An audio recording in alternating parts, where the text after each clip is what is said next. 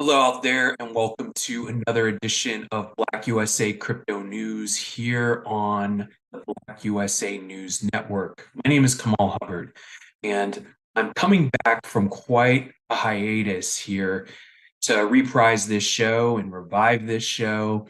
And I'll tell you a little bit why that happened. A few weeks ago, the Emmy nominated Donnie Glover gave me a call and said, "Hey, why don't you come back?"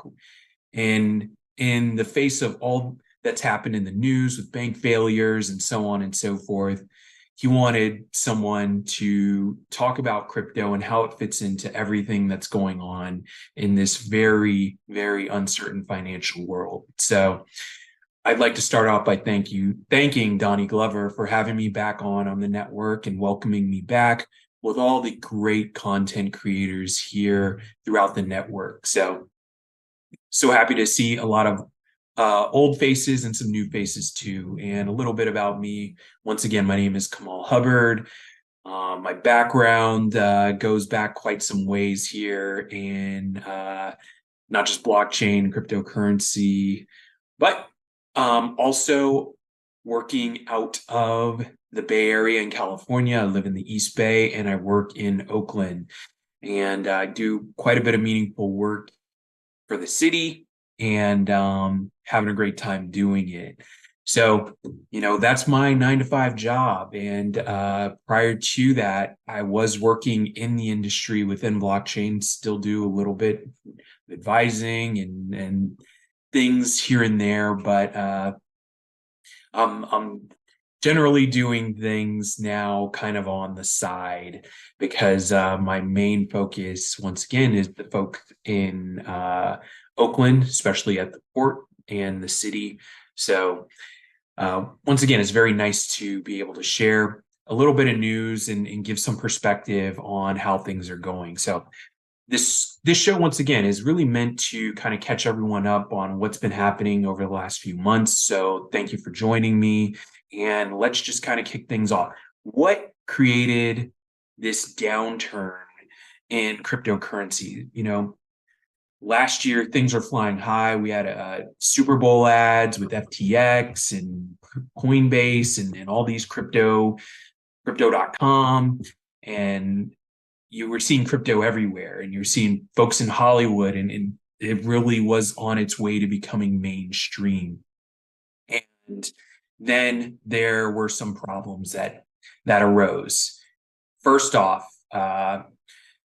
with Terraform Labs, which is the creator of the Terra Luna cryptocurrency, as well as the Terra USD algorithmic stablecoin.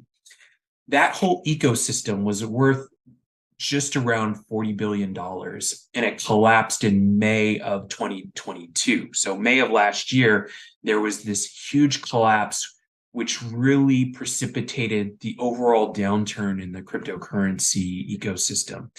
And all of that momentum, all the hype really started to come to an end, especially with the likes of Sam Bankman-Fried. Sam Bankman-Fried is his name. He was alleged to have had some fraudulent activities with the FTX and Alameda groups, which had a $32 billion valuation. And this is really what was an even harsher blow to cryptocurrencies, especially in the United States, because with Terra, it was outside.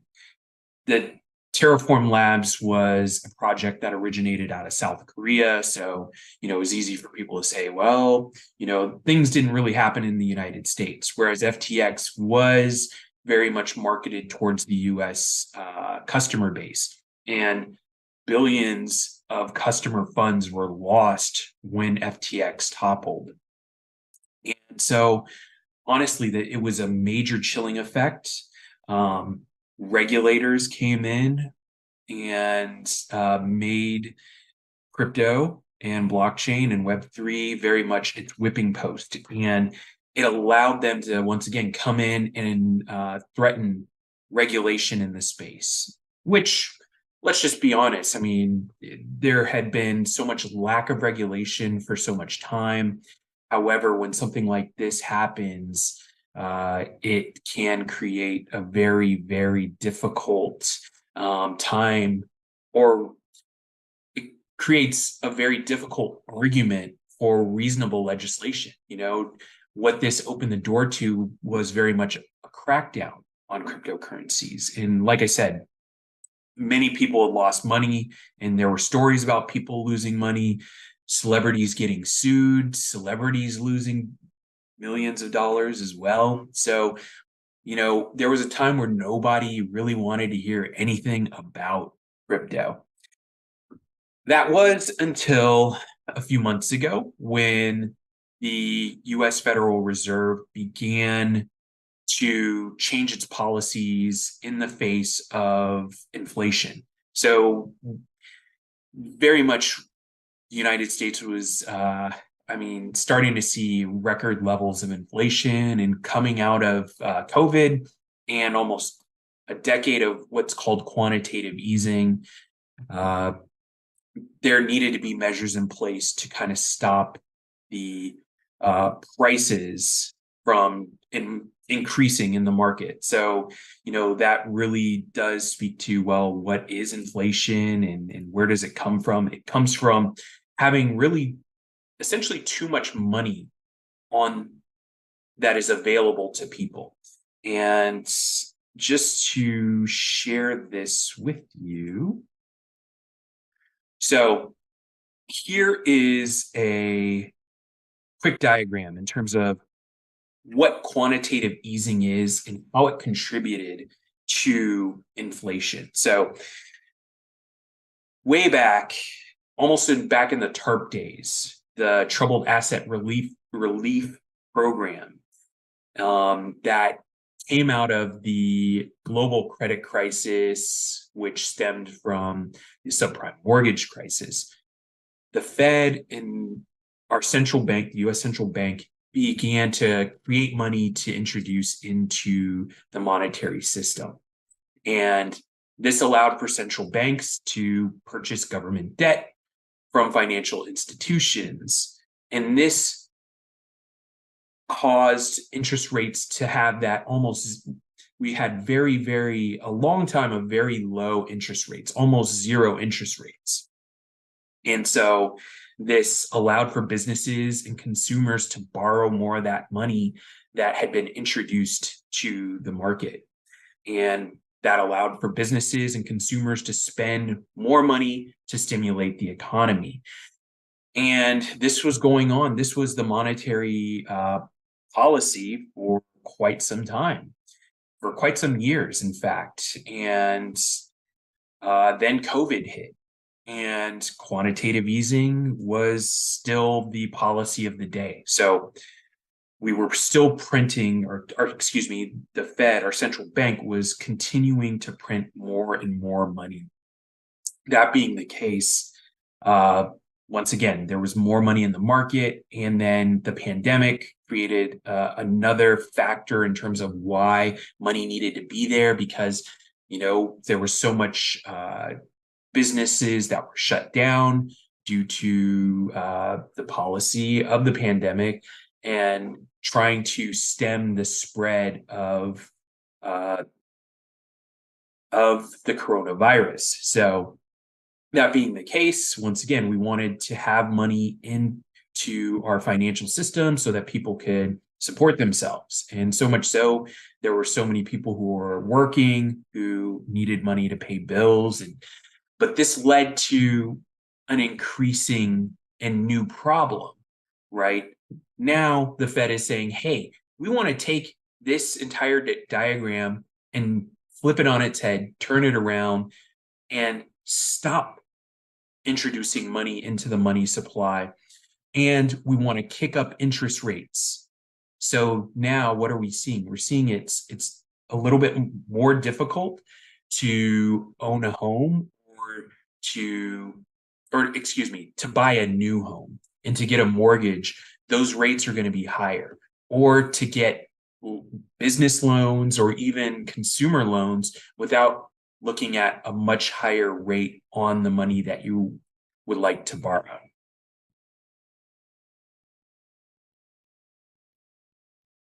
So let's go to my next slide. And this actually precipitated a number of different issues, especially with this recent wave of bank failure. So, as you can see here, Credit Suisse has had major issues. Silicon Valley Bank, along with Signature and Silvergate, in recent months have faced tremendous troubles as well as failures. And I think this is only really the beginning. And so going back to what happened in the pandemic is more and more people were working from home. They had to work from home. If they could keep their job, they were now allowed to work from home. And so what we saw there is these offices and office spaces that were allowing their workers and employees to work from home no longer are able to pay rent. There's no reason to pay rent because people were able to demonstrate, well, if you can work from home and be productive, well, there's going to be a segment of your employees who don't want to come back into the office. And some industries can allow for that. Other industries can't. But what this is creating is, from a commercial real estate perspective, is major vacancies, especially in large cities like here in the Bay Area. San Francisco has a very high vacancy rate for its commercial real estate. And now with those vacancies, there is a lack of revenue clearly to those landlords, and those landlords now can't pay their banks. A lot of the banks that support commercial real estate landlords are regional banks. So we may be facing another wave of bank failures on the regional level. So getting back to crypto, right? Now that we have this question around, the trust, can we trust our banks to hold our money, right? This in my opinion, naturally brings in the question of trust in banks, which comes back once again to crypto. If we can't trust our banks to hold our money, then what is an alternative? And crypto is a natural alternative to this. So just want to take time out right now to say none of what I'm saying today is financial advice, tax advice, legal advice, or life advice. This is for informational purposes only. I say that to say we're starting to see crypto once again become part of the narrative and how it should be used. I'll be the first one to tell you shouldn't be putting all your eggs into one basket. You should be diversifying. And now, once again, Bitcoin and other cryptocurrencies are starting to look attractive for this reason, because you don't know if the money in your bank, one, is going to be there next week. And what if the bank does fail? How can you have some trust that some degree of your funds can be available at any point in time?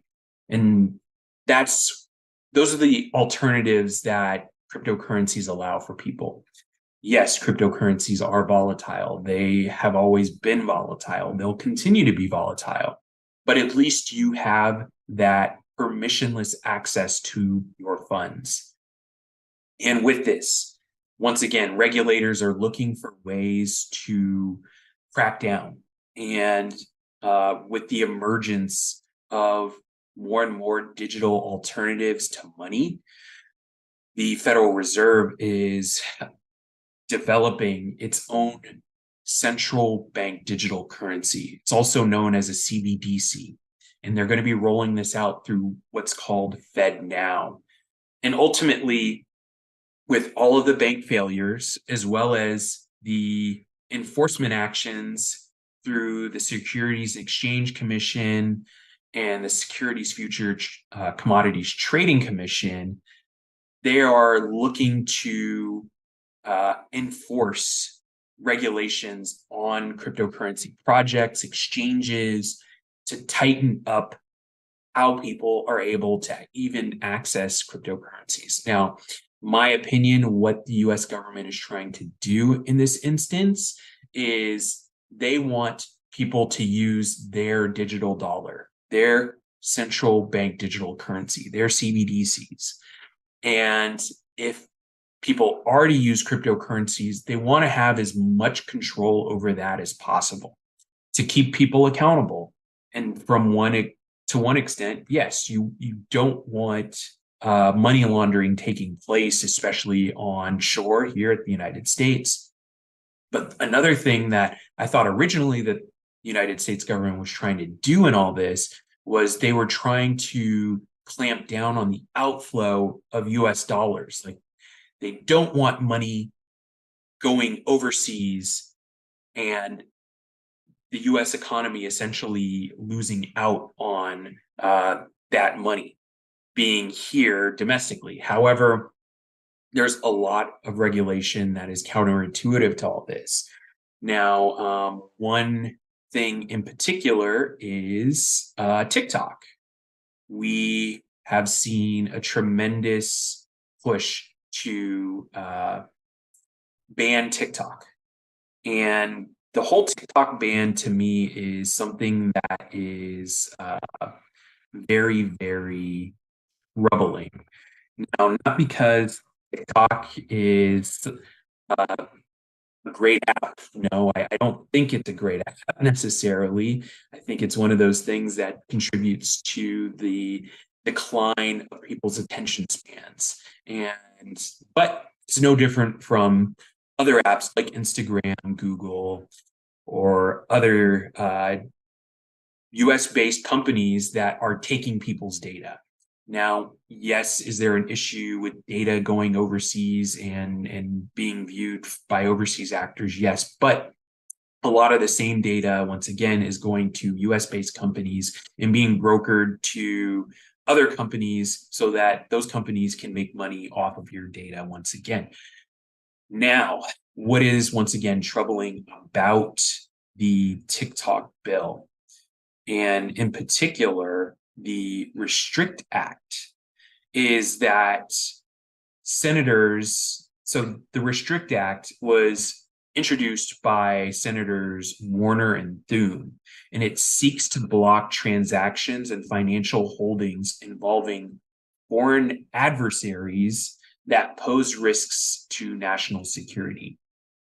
And although the primary targets of this legislation are companies like TikTok, the language of the bill can potentially ban cryptocurrency transactions and block Americans to open access to open source tools such as Bitcoin and decentralized finance. So this is very important because if it looks like a soft ban on crypto, they are looking to actually ban cryptocurrencies and allowing people to use cryptocurrencies. Something else that's in the TikTok bill and the Restrict Act is banning the use of VPNs. Now, a lot of people use VPNs just for general security reasons. What happens if you go to a hotel and you want to use a VPN because you don't want people in the hotel snooping on whatever you're doing? Isn't that a legitimate use of a VPN? Or what if you're working and the work that you do for your employer involves sensitive information? You need to use a VPN in order to protect that company.